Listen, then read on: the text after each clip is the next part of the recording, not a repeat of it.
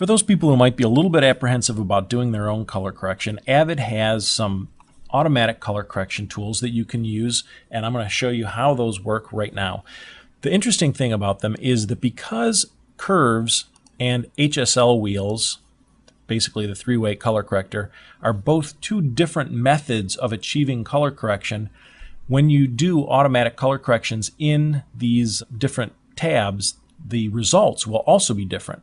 So let's try this. We're going to take this shot of this girl and we'll do an auto balance, and it warms it up a little bit, which I think it should have. And we'll also do an auto contrast. And you can see it brought the brights down a little bit, brought the blacks up a little bit, and made this a nice shot. If we want to look and see what this has done to the shot, we can click on this dual split button, and this shows you a before and after, basically one side of the screen compared to the other side of the screen. Not a huge change. But let's check this out. I'm going to turn off the dual split. Dual split, by the way, can be mapped to your keyboard, so if you want to be able to pop it with a key, you can. Let's go to curves now and do the same thing. First, I'm going to clear it, clear the effect. Now we're going to do the auto balance on this side. Quite a bit different result. You can also do that with the next shot. Let's check out this shot and what this one does. Auto balance, much warmer, and auto contrast, much more contrasty. And let's take a look at the difference before and after on this shot.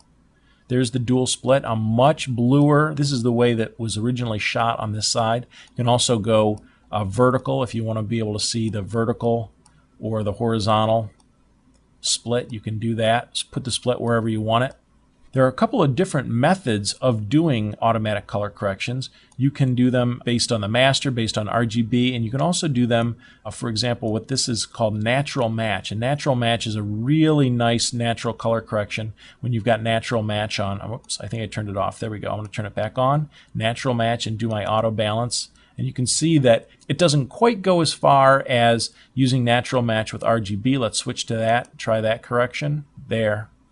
A little bit warmer, and we can auto contrast that and bring that back up. And that's the change that natural match using RGB does compared to natural match using master makes. So there's a number of different things. If you're trying, you're not quite so happy with the way the automatic color correction, what the results have been, there are a couple of options that you can try to get a better result.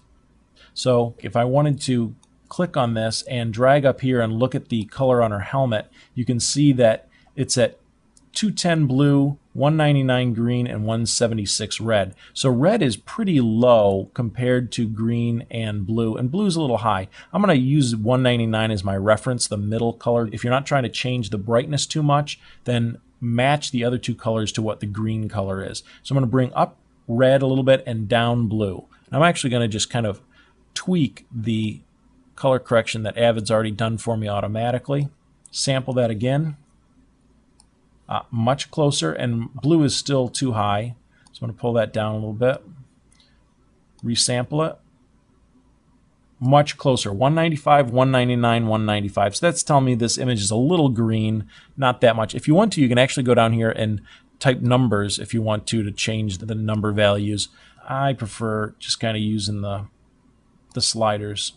And now red and green are much closer. Blue is just a little high. If I wanted to bring down blue, I can just click in here and type, just say 185. Resample it. And we've got very close numbers. They don't have to be exact. You don't want them to be exact. Now you can see the difference between the way it was shot. Very blue. Didn't look that blue when we were first looking at this shot, but man, it's really blue once you get it color corrected. So that's before and after. Now, in addition to using this just as a way to analyze your colors, for example, you know that this helmet is white, and white is the presence of red, green, and blue in the same amounts. Black is the same way. Black is red, green, and blue in the same amounts, only very low. If I wanted to sample kind of the shadow in her hair, I could look at that, and you can see that it's 16, 16, 16. So we've got a nice, perfectly balanced black in the shadows in here. Not only can you use this to analyze colors like I just did, you can also save these colors for later use and for later matching. Let's say, for example, the orange of her shirt was corporate color, and you've got this to the point where the client goes, that is the exact corporate orange that we love. You go, okay, really great. I'm going to sample that orange, and I'm going to drag it by holding down the Option key. Your cursor turns to a little hand. I'm going to drag that up to my bin, and you can see I already did this once a little earlier, and I get the same name. I love to think that this is what Martha Stewart was doing while she was in jail, was naming every single color in the universe, giving it a nice name. But in reality, I think these are HTML colors. And you also get the RGB values of that color. And if you wanted to, you could also further name it something else like Naperville Orange, the team name Orange.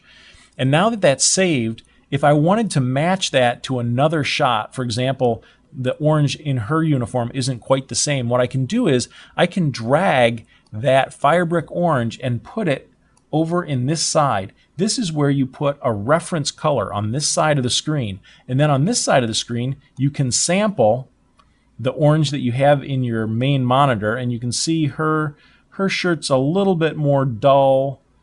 It's a little bit of a trick finding the exact right spot on the shirt that you want to sample to make this work properly. But you can see that the select a color to be changed in the current monitor is kind of dull compared to my reference color that I saved that the client said that they love. But once I've got that, I can click Match Color, and it matches the color of her orange shirt to the reference color that we had before, which was this girl's orange shirt. And you can see that the orange that we had selected before is much closer to the orange that we have now in this girl's shirt.